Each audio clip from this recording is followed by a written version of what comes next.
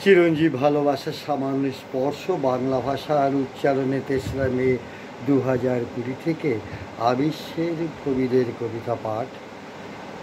এই পিতৃপক্ষে পূর্বজদের প্রণাম জানিয়ে আজ আমি পাঠ রেকর্ড করব এবং এই প্রথম পড়ব হন্ডুরাসের কবিতা, কবি জোসে লুই কোয়েসাদার কবিতা। কবির জন্ম হন্ডুরাসে ১৯৪৮ সালে।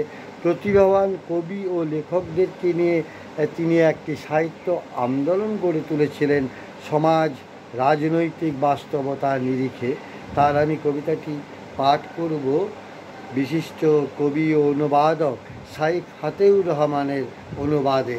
দুরারোগ্য প্রেম, দুরারোগ্য প্রেম, জোসে লুই কোয়েসাদা। তোমার নামে খুব কমই অপমন্তব্যের গন্ধ ছড়ায়।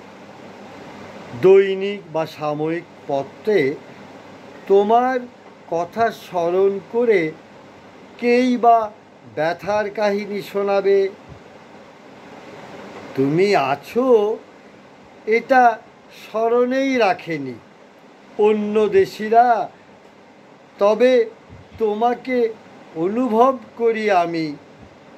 হন্ডুরাস আমার ভাগ্য, আমার অপরিসর গিরিখাত, আমার শৃঙ্খল। আমার অধর থেকে সরিয়ে নিও না এই পানপাত্র।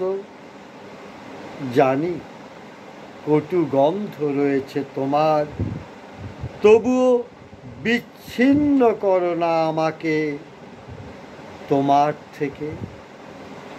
বললাম কবি জোসে লুই কোয়েসাদার কবিতা।